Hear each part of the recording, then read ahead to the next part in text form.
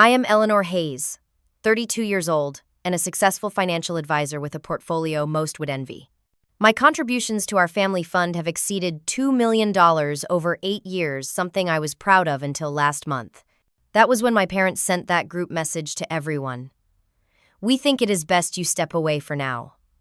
The thumbs up from Aunt Patricia felt like a knife to my heart. My response was simple: understood. I will respect that and step away from the family fund too. That night, I closed my contribution. Before you continue watching, let me know where you are viewing from in the comments. Hit that like button and subscribe for more stories about family dynamics that change everything. Growing up as a Hayes meant living in a beautiful 5-bedroom colonial in Connecticut, attending private schools and never worrying about money. What it did not include was emotional warmth. My parents, Richard and Catherine Hayes, were obsessed with appearances and social status above all else.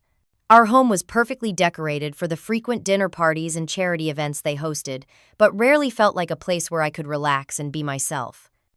The Hayes family wealth originated 4 generations ago when my great-grandfather started a shipping company that my grandfather later expanded into a diversified business empire.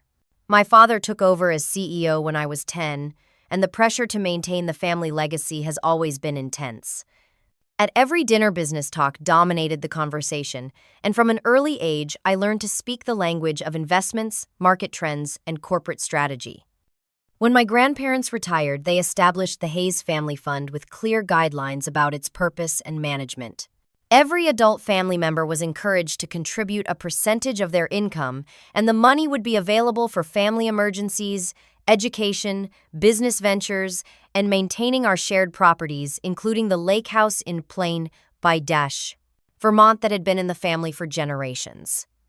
I took to finance naturally, perhaps because it was the one area where I could earn my father's rare nods of approval. While my parents never directly encouraged my career path, they certainly benefited from it. After graduating with honors from Wharton and working my way up at a prestigious investment firm, I started my own financial advisory practice at 28. My success came from an almost supernatural ability to predict market trends and help clients build sustainable wealth through smart, ethical investments. Despite my parents' emotional distance, I faithfully contributed 20% of my substantial income to the family fund each year. Over 8 years, that amounted to over $2 million, significantly more than anyone else had put in. I never minded because family was family, and I believed in supporting each other. Plus, the guidelines established by my grandparents made sense to me, ensuring the money would be used responsibly. My younger sister, Melissa, 27, was the artistic one in the family.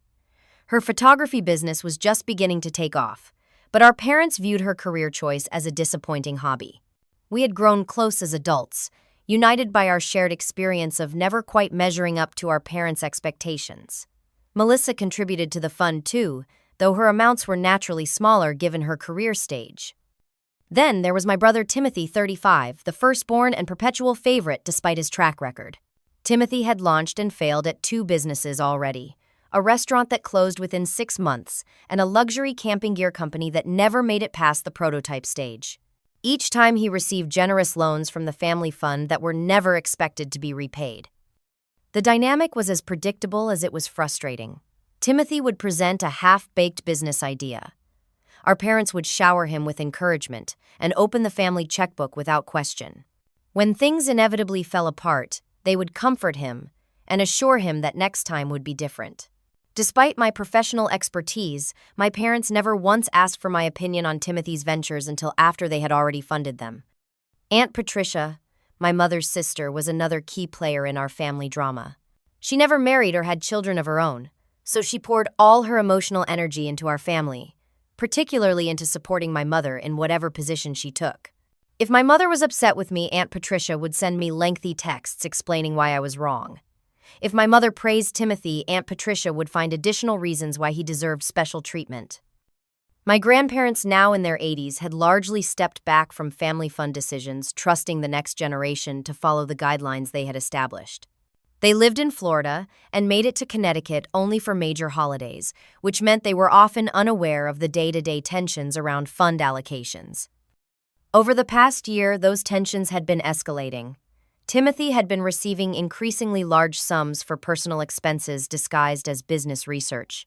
Melissa had been denied funding for a photography exhibition that would have significantly advanced her career, and I had started asking more pointed questions about fund transparency during our quarterly family meetings. The fund had originally been set up with checks and balances.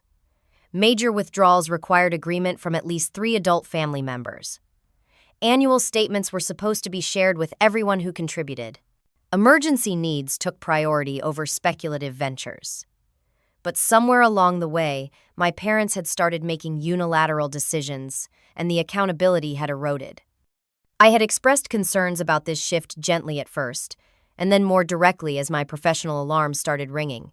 Each time I was told that I was being too rigid, that family was about flexibility and support, not corporate governance. It stung to have my expertise dismissed in the area I knew best, but I kept contributing, kept showing up, kept hoping that my family would eventually see that my input came from a place of love and professional responsibility. Looking back, I can see that the storm had been brewing for months before that fateful group message. I just never imagined how quickly things would escalate, or how publicly my family would choose to exclude me. The quarterly Hayes family meeting fell on the first Sunday in April. We gathered in my parents' formal dining room as usual, with my father at the head of the table, my mother to his right, and the rest of us arranged according to an unspoken hierarchy that had existed for years. Aunt Patricia sat next to my mother.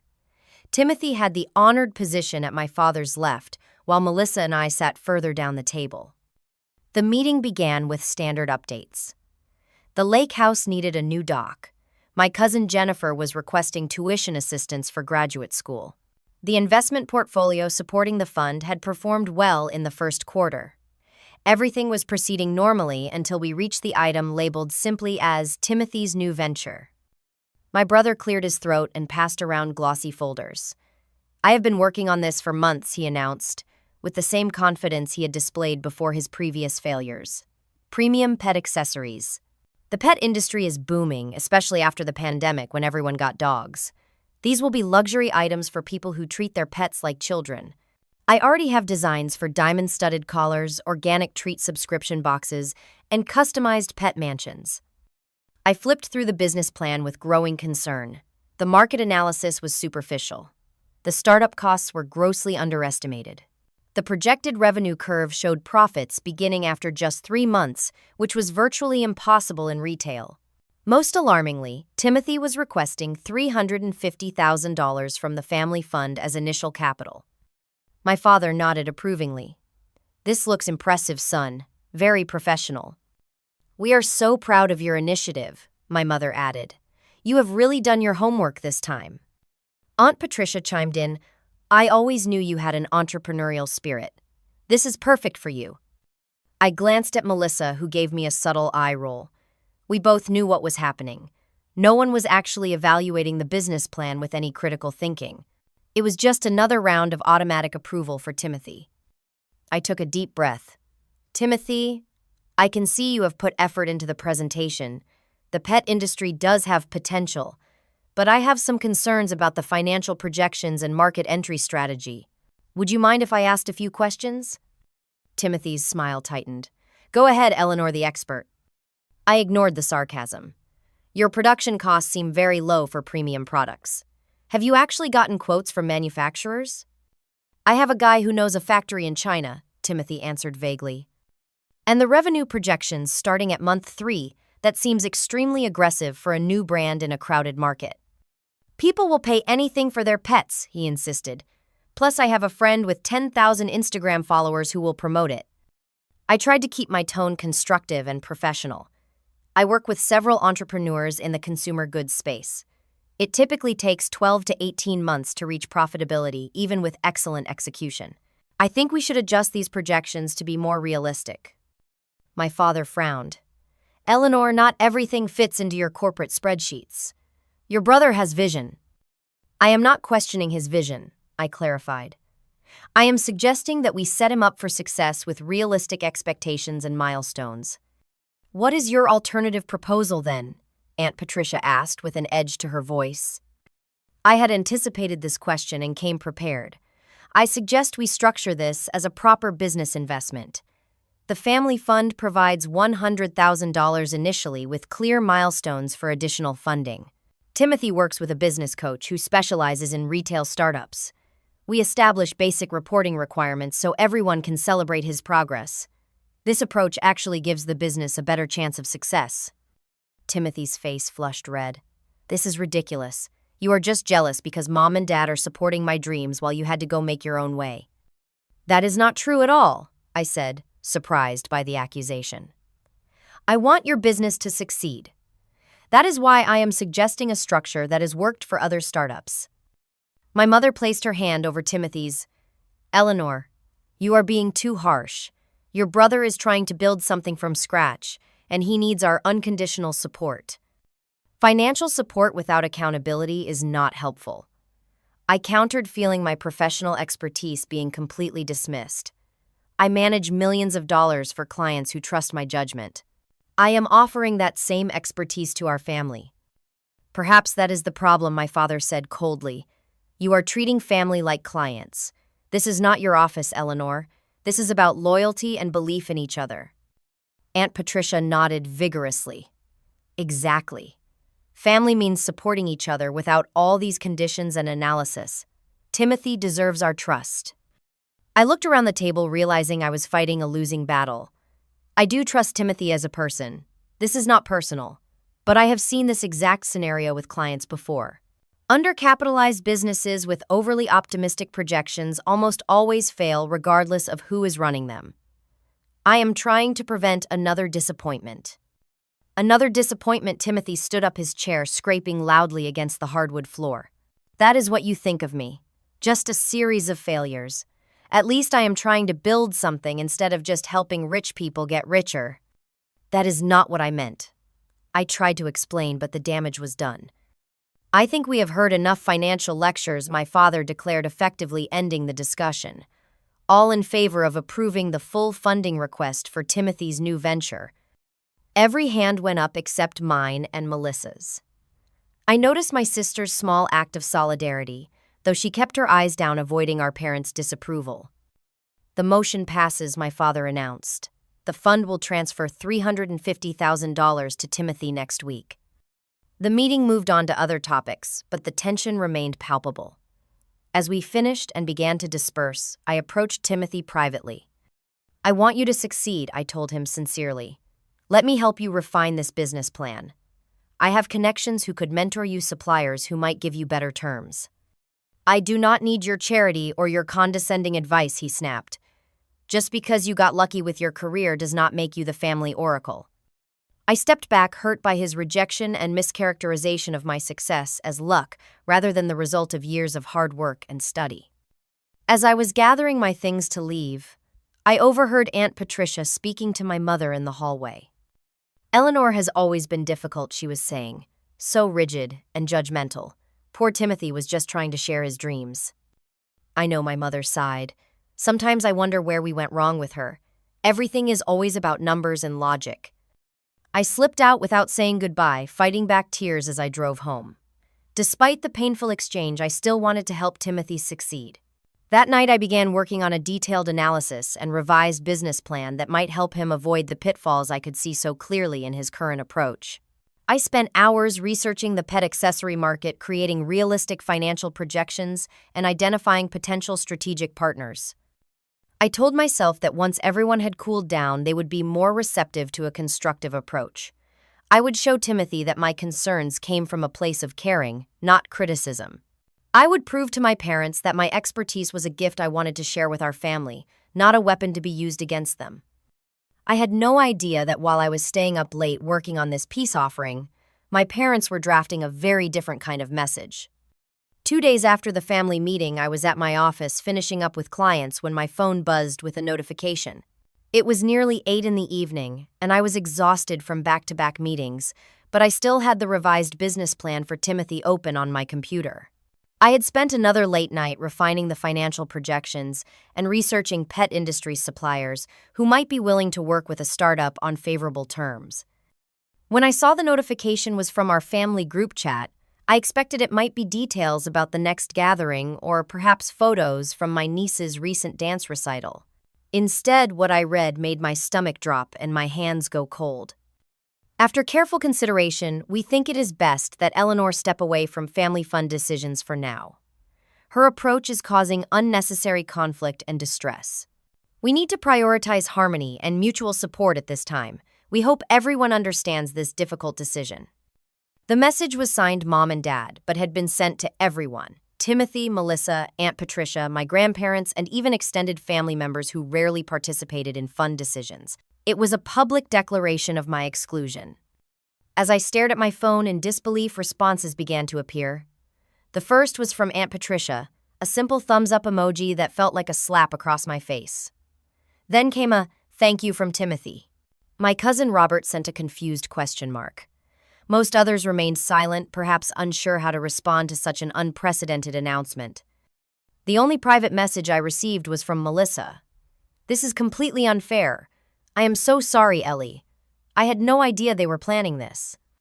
I sat in my darkened office, the glow of my computer screen illuminating the tears that had begun to stream down my face.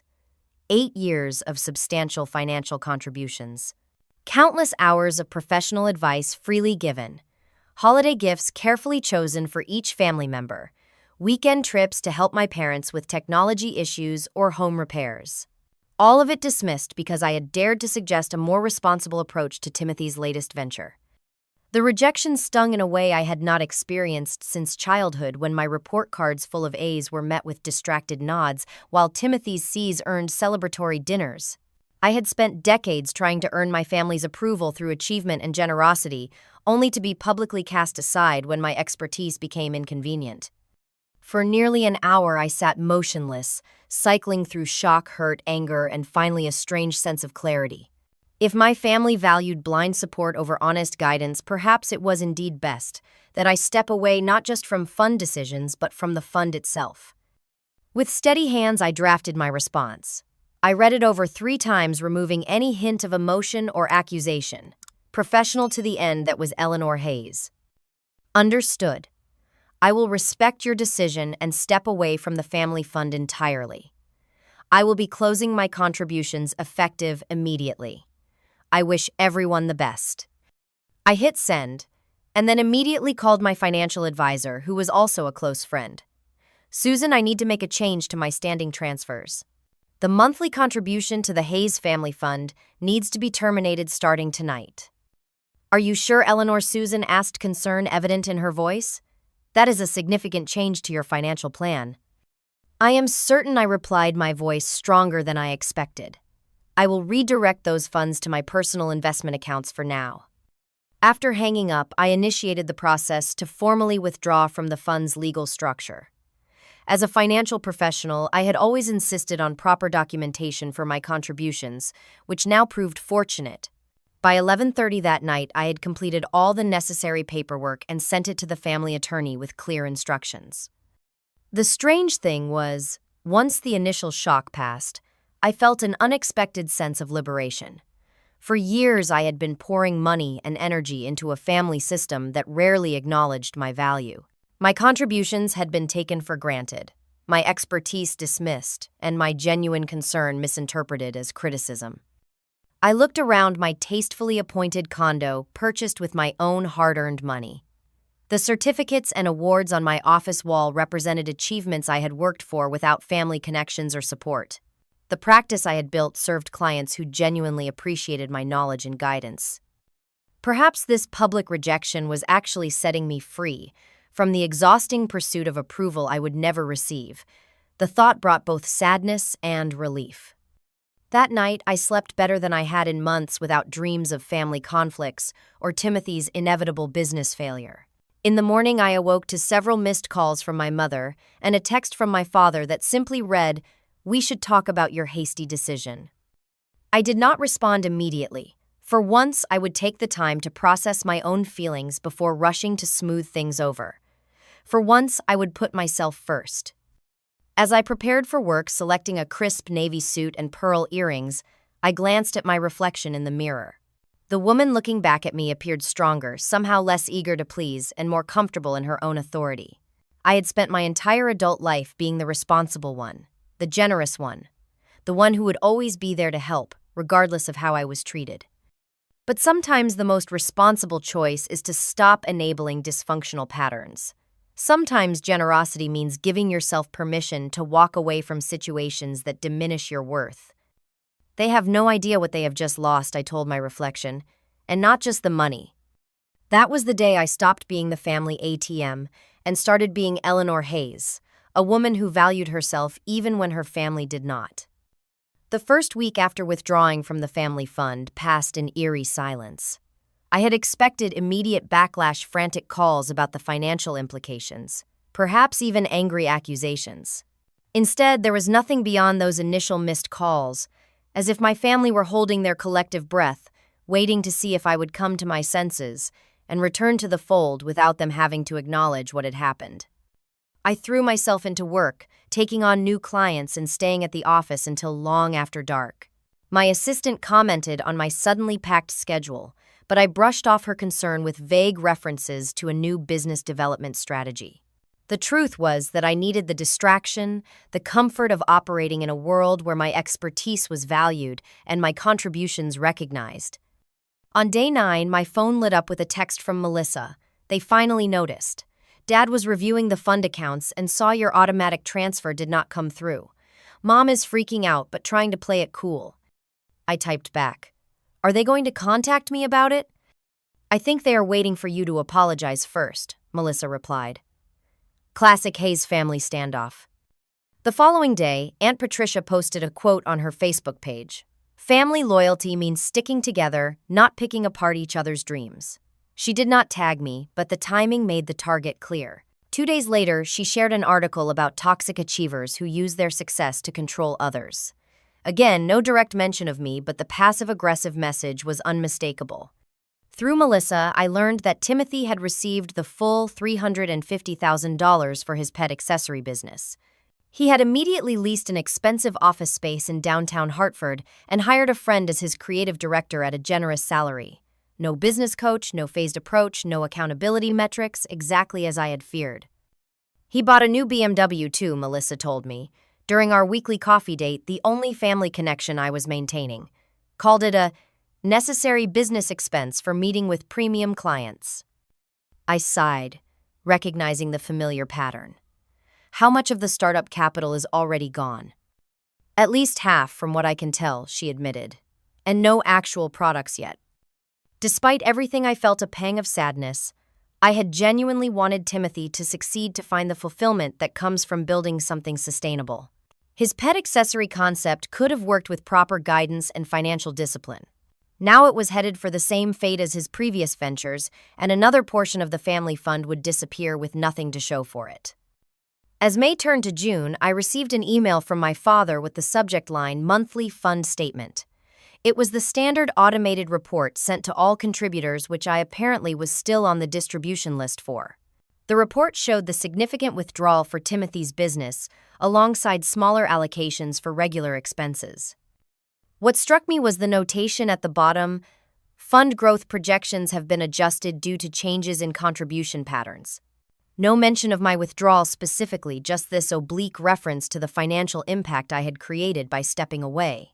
Part of me had hoped that seeing the numbers would prompt some reflection or outreach, but the carefully neutral language confirmed that acknowledging my absence directly was still off the table. I deleted the email without responding. In mid-June, I received a text from my mother that took me by surprise. Annual family gathering at the lakehouse, July 4th weekend. Your presence is expected. Not invited. Expected. No acknowledgement of the rift, just the assumption that I would show up and play my part in the carefully choreographed performance of family harmony. I waited 3 days before responding. Thank you for the information. I will check my schedule. This non-committal answer prompted an immediate call from my mother, which I let go to voicemail. Her message was tense. Eleanor, this is not optional. Your grandparents will be there. Family traditions matter. After considerable thought, I decided to attend. Not out of obligation, but because avoiding the gathering would only give them another reason to cast me as the difficult one, the outsider who refused to participate in family traditions. Besides, my grandparents deserved better than to be caught in the middle of this conflict. I spent the next 2 weeks preparing myself emotionally for the encounter, setting clear boundaries in my mind about what I would and would not engage with. I would be polite but not apologetic. I would ask about others' lives but deflect invasive questions about mine. I would bring appropriate gifts but not be drawn into discussions about the family fund. The night before the gathering, I received an unexpected call from my grandfather. "Eleanor," he said, his voice sounding frailer than I remembered. "I am looking forward to seeing you tomorrow." "Me too, Grandpa," I replied warmly. "It has been too long." There was a pause before he continued. "Your grandmother and I miss your updates. No one explains financial matters as clearly as you do." The simple acknowledgement of my expertise brought tears to my eyes. "Thank you. That means a lot coming from you." "Things change in families," he said cryptically, "but foundations matter. Remember that." The call ended before I could ask what he meant, but his words stayed with me as I drove to the lakehouse the next morning, a sense of foreboding mixing with my determination to handle whatever awaited me with dignity. The Hayes family lakehouse stood as it always had, a sprawling, cedar-shingled retreat overlooking the sparkling water. As I pulled into the circular driveway, I noticed Timothy's new BMW parked prominently near the entrance, while other family cars were relegated to the side parking area, a small but telling detail. I took a deep breath before exiting my car, smoothing down my simple blue sundress and touching the pearl pendant at my neck for reassurance. The familiar scent of pine and lake water brought back childhood memories, both good and painful, as I made my way to the front door. Melissa met me on the porch, enveloping me in a tight hug. "Brace yourself," she whispered. "Aunt Patricia has been here since yesterday, setting the stage." Inside, the great room buzzed with family members catching up, drinks in hand, and laughter filling the air. The scene paused momentarily as I entered, a few awkward smiles and nods, acknowledging my presence before conversations resumed at a slightly lower volume. My mother approached with a practiced social smile.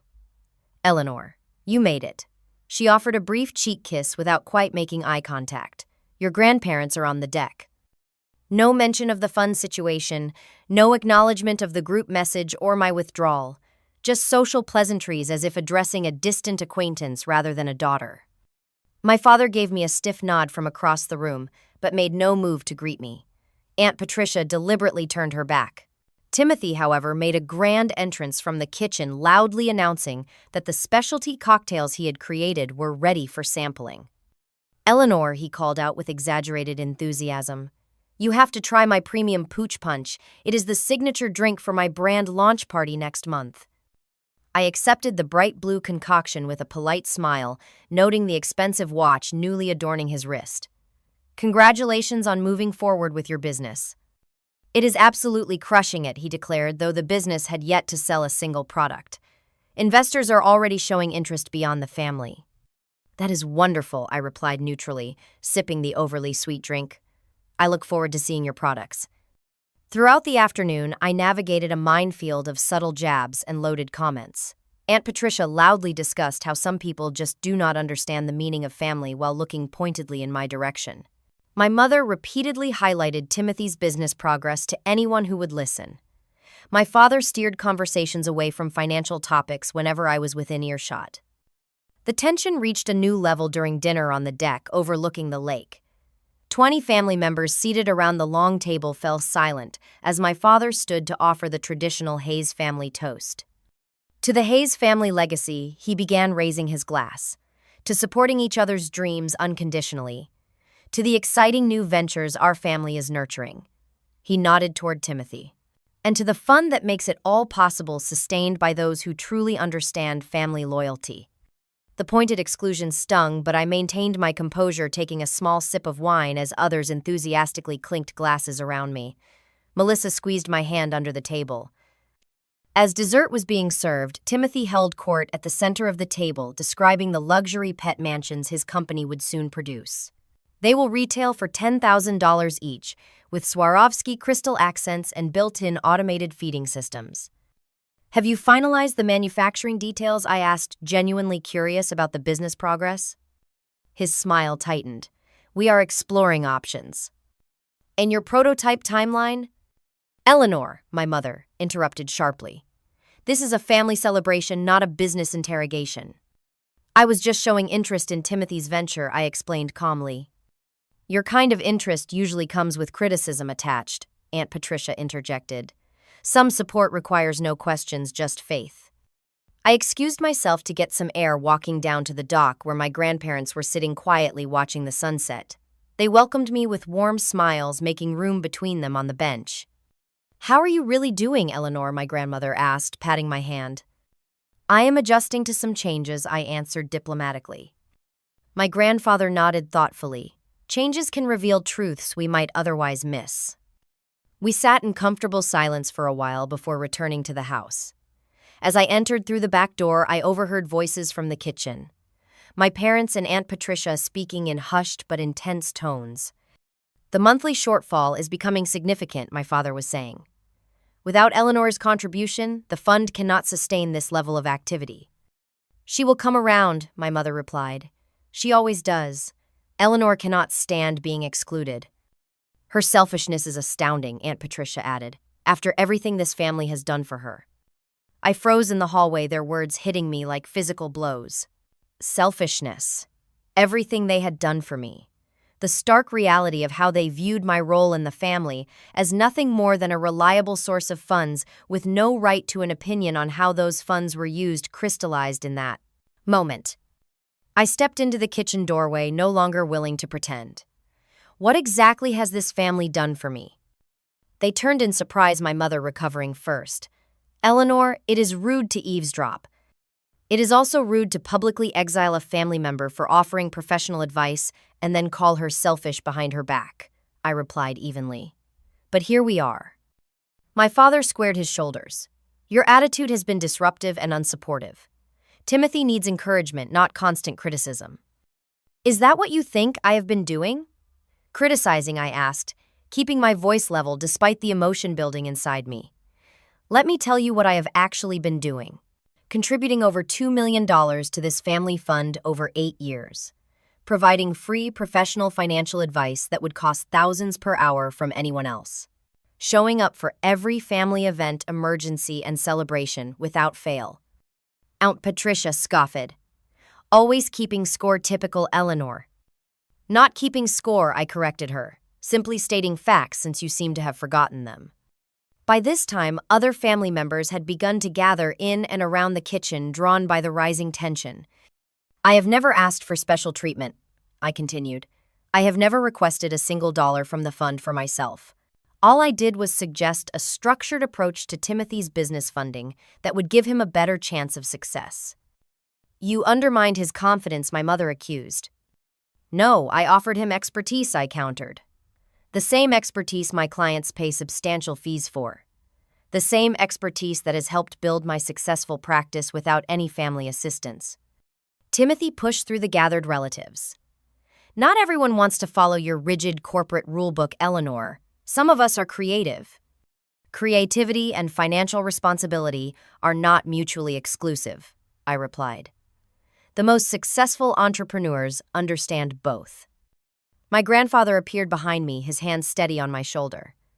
Perhaps we should all review the original fund guidelines, he suggested quietly. The guidelines were established in a different era, my father dismissed. They were established with foresight, my grandfather corrected, his voice gaining strength, to protect the fund from exactly this kind of situation. He retrieved a folder from his briefcase in the living room and returned to the kitchen. Paragraph 3 states clearly, major allocations require financial viability assessment and stage distribution based on milestone achievement. My father looked uncomfortable. We have adapted to a more flexible approach. Without consulting all contributors, I pointed out. Without transparency or accountability. Eleanor's right came a surprising voice from the doorway. Timothy stood there looking suddenly deflated. I have been burning through the money with nothing to show for it. The manufacturing quotes came in triple what I budgeted. The office lease was a mistake. The BMW was unnecessary. The kitchen fell silent as Timothy continued, his voice growing more honest than I had heard in years. I was so desperate to prove myself that I ignored all the warning signs. Eleanor tried to help me avoid this, and I attacked her for it. This unexpected confession changed the energy in the room. Several relatives exchanged glances, reassessing the situation. I think my grandmother said into the silence that it is time for some truthful conversation about this family and our relationships with money and each other. I looked around at the faces of my family members, some uncomfortable, some curious, some still resistant. Whatever happened next, something fundamental had shifted. The carefully maintained facade had cracked, allowing reality to seep through. I am not coming back to the fund under the current conditions I stated clearly. Not because I do not love this family, but because enabling harmful patterns is not love. It is complicity. With that, I excused myself and walked out onto the deck, breathing in the night air and feeling for the first time in months completely certain of my position. The confrontation had been painful but necessary, bringing into the open what had long been hidden behind polite evasions and family mythology. I did not know if reconciliation was possible, but at least now we were dealing with truth rather than comfortable illusions. And that, I reflected as I gazed out at the moonlight on the lake, was always the first step toward genuine healing. 2 weeks after the lakehouse confrontation, my office phone rang with a call from an unexpected source. Martin Greenberg, the Hayes family accountant for over 20 years, rarely contacted me directly. "Eleanor, I hope I am not overstepping," he began cautiously. "But there have been some concerning developments with the family fund that I feel professionally obligated to discuss with all major stakeholders." "I am no longer involved with the fund, Martin," I reminded him. "My parents made that quite clear. Technically, as someone who has contributed over $2 million, you remain a stakeholder regardless of current participation status," he countered. "And recent events have triggered mandatory reporting requirements." My professional interest was piqued. "What kind of events?" "I have completed the quarterly audit," Martin explained. "Your withdrawal has created significant financial implications that were not immediately apparent. I have prepared a comprehensive report that has been sent to all family members." That evening, the report appeared in my email. Martin's meticulous analysis laid bare the financial reality in stark, undeniable numbers. My contributions had represented 37% of the fund's annual inflow, a fact that had never been explicitly acknowledged. The fund had operated with the assumption of my continued support, and without it, numerous commitments were now at risk. More revealing was the historical analysis Martin had included. Over the past 8 years, my contributions had funded 60% of Timothy's previous business ventures, 42% of the lakehouse maintenance and improvements, 35% of family emergency assistance distributions, 28% of education support for younger family members. The report was clinical and factual without commentary or judgment, but its impact was undeniable. My phone began ringing almost immediately. The first call surprisingly came from my father. "Eleanor," he began without preamble. "We need to discuss Martin's report." "I just received it myself," I replied neutrally. "There appears to have been some miscommunication about your role in the fund," he said, his usual authority noticeably subdued. "Perhaps we were hasty in our previous decision." "It was not a miscommunication, Dad," I responded. "It was a fundamental disagreement about how family resources should be managed. Martin's report just put numbers to what I have been trying to explain for years." The calls continued throughout the evening. My mother left a voicemail suggesting we put this unfortunate episode behind us. Aunt Patricia sent a text that came as close to an apology as she was capable of. "I may have misunderstood your intentions regarding Timothy's business." The most honest communication came from Timothy himself, who showed up at my condo the following evening looking humbled. "I had no idea," he said, sitting awkwardly on my sofa. "About how much of your money went into my projects, I mean." "It was not about the money itself," I explained. "It was about using it wisely to truly help you succeed rather than just temporarily making you feel better." "My business is already falling apart," he admitted. "You were right about everything, the cost projections, the timeline, all of it. I should have listened." For the first time in our adult relationship, Timothy and I had a genuine conversation about his aspirations and the realistic paths to achieving them. He asked thoughtful questions about business fundamentals and actually took notes. By the end of the evening, we had outlined a scaled-down version of his pet accessory concept that might actually be viable with proper planning and execution. "I cannot believe they pushed you away when you were just trying to help," he said as he was leaving. "For what it is worth, I am sorry I was part of that." His apology was meaningful, but it did not erase the deeper issues at play. The fund dynamics were merely a symptom of long-established family patterns that would take more than one revelation to change.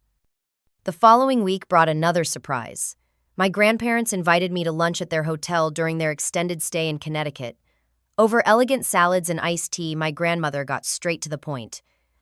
"We have been reviewing the fund documentation with our attorney," she informed me. "The original charter has provisions we had forgotten about, including a requirement for financial expertise on the management committee." My grandfather nodded. "We always assumed you would eventually take that role. Your financial acumen is exactly what we had in mind when we established those provisions." "I am honored that you thought of me that way," I said sincerely, "but recent events have made it clear that my input is not welcome in family financial decisions." "Things are changing," my grandmother assured me. "Martin's report was quite illuminating for everyone. But there is something else you should know." She reached into her handbag and removed a folder. "We have been tracking contributions and allocations independently all these years. We know about the additional support you have provided outside the official fund structure." I froze with my water glass halfway to my lips. "What do you mean?" "The anonymous contribution to Jennifer's graduate school fund when the family allocation fell short," my grandfather listed. "The mortgage assistance for your cousin Robert during his divorce. The renovation funds for the lakehouse dock that were attributed to general maintenance." My private financial support to family members had always been given with explicit requests for anonymity. I had never wanted recognition or gratitude, just to help when it was truly needed without creating awkward dynamics. "How did you know about those?" I asked. "We have lived long enough to recognize patterns," my grandmother smiled. "And Martin may have confirmed our suspicions." "Does everyone know now?" I asked, uncomfortable with the thought. "No," my grandfather assured me. "But perhaps they should. Your generosity extends far beyond what has been acknowledged." The conversation with my grandparents marked a turning point. They understood something about me that even my parents had missed. My financial contributions were never about control or recognition. They were expressions of love and responsibility offered freely, but with the wisdom to ensure they would truly help rather than enable dependency. As July turned to August, the practical consequences of my withdrawal from the fund continued to unfold. Timothy's business was officially put on hold, with the remaining funds returned to the family account. The planned expansion of the lakehouse was postponed indefinitely. Several family members who had taken the fund's resources for granted were forced to reconsider their financial plans. But there were positive developments as well. Melissa received approval for her photography exhibition funding, with several family members explicitly supporting her creative endeavors. Martin implemented new reporting procedures that created greater transparency for all contributors. My cousin Jennifer, now aware of my anonymous support for her education, reached out with heartfelt thanks and a desire to rebuild our relationship. Most significantly, a family meeting was called to discuss restructuring the fund management according to the original charter provisions. I was formally invited to attend, not as a supplicant seeking readmission, but as a respected financial expert whose input was now recognized as valuable. I had not yet decided whether to rejoin the fund or in what capacity. The wounds were still fresh, the trust still damaged. But for the first time, there was acknowledgement of the reality beneath the surface of the contributions, both financial and professional, that I had made all along. As I prepared for the meeting, I reflected on how a simple group message asking me to step away had ultimately revealed so much more than anyone had intended, not just about the fund's financial structure, but about the true nature of our family relationships and values. 6 months after that fateful group message, I sat in my office reviewing the newly drafted Hayes Family Fund Charter. The document represented hundreds of hours of discussion, negotiation, and sometimes painful honesty among family members. My professional expertise had been central to the restructuring, though I had insisted that outside advisors be involved as well to provide objective perspective. The new charter established clear guidelines for fund management contribution, recognition, and allocation decisions.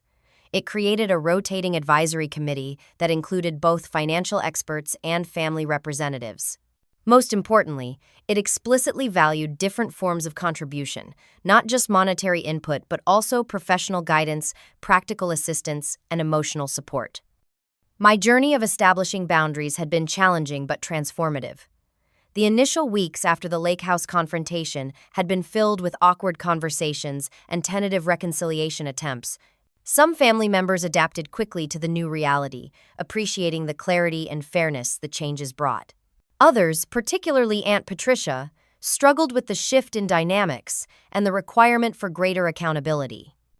I had maintained my professional demeanor throughout the process, neither gloating over the vindication Martin's report had provided, nor rushing to forgive and forget. Instead, I focused on rebuilding relationships on healthier terms, beginning with one-on-one conversations with family members I felt could engage honestly. Timothy and I had developed a surprisingly positive new connection. After the collapse of his pet accessory venture, he had asked if I would consider being his financial mentor. We now met monthly to review his personal finances and discuss business fundamentals. He had taken a job with a successful pet supply company to learn the industry from the inside with a scaled-down version of his original concept developing as a side project under more realistic parameters. The amazing thing he told me during our most recent meeting is that I actually feel more confident now than when everyone was just automatically saying yes to everything I proposed. Having to earn the support makes it more meaningful. My relationship with my parents was evolving more slowly. Decades of established patterns could not be reshaped overnight. My mother still occasionally slipped into passive-aggressive comments when decisions did not go her way, and my father struggled with the more collaborative leadership model the new charter required.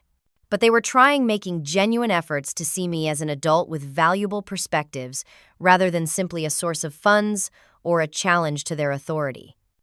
The most significant change in my life came not from family reconciliation, but from my decision to establish the Hayes Next Generation Foundation.